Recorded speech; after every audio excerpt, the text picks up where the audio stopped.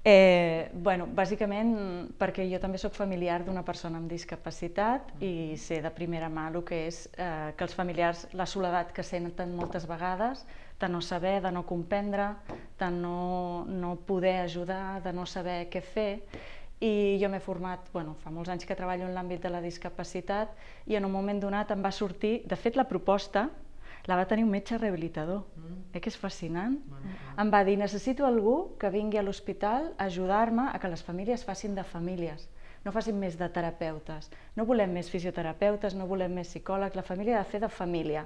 I em va dir, aquesta serà la teva tasca, fer que la família faci de família, i així va començar tot, no? Com donar suport perquè es puguin sentir segurs en aquest rol que és fonamental i que és insubstituïble. És insubstituïble.